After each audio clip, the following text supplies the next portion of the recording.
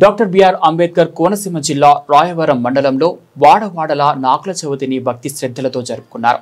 పాతకాలం నుంచే కుటుంబాలు పుట్టలో పాలు పోసేందుకు పొలాల వైపుకు తరలి వెళ్లారు. నాగేంద్రునికి పుట్టలో పాలు పోసి గుడ్లు వేసి ప్రత్యేక పూజలు నిర్వహించారు. తమ అపరాధములను క్షమించి దోషాలను తొలగించమని భక్తులు ప్రార్థించారు. చిన్నారుల నుంచి వృద్ధుల వరకు ఉత్సాహంగా బాణసంచా కాల్చారు.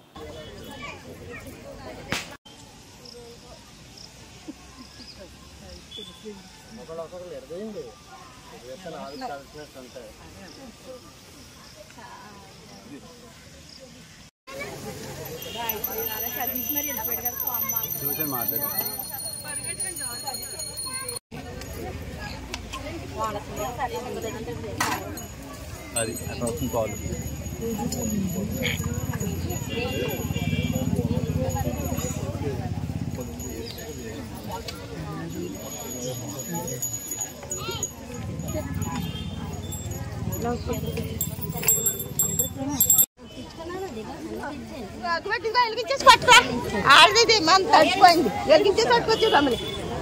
ఈ నాగుల చవితిని భక్తులందరూ కూడా ఎంతో భక్తి శ్రద్ధలతో పూజలు ఆచరిస్తారు.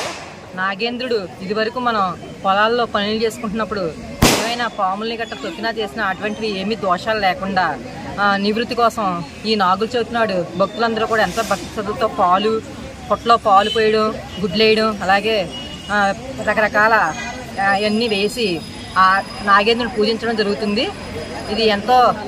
ఇది మానవ మనుగడకు ఎంతో జీవనాధారమైన దైవ స్వరూపంగా భావించి ఈ నాగుల చవితిని జరుపుకుంటూ ఉంటాం. నా పేరు రాజేశ్వరి అండి. ఈ నాగుల చవితి పండుగను ప్రకృతి పండుగగా జరుపుకుంటాము.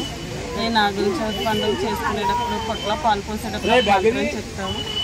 ఆ మంత్రం ఏంటంటే నడుము తొక్కితే నావాడనుకో, తొక్కితే నావాడనుకో, పడగ తొక్కితే పగవాడు కాదు అనుకో, తోక తొక్కితే తోటివాడు అనుకో, నా కంట నువ్వు పడకు, నీ కంట నేను పడకుండా చూడు తండ్రి అనే మంత్రం చెప్పి పొట్టలో పాలు పోయాలండి.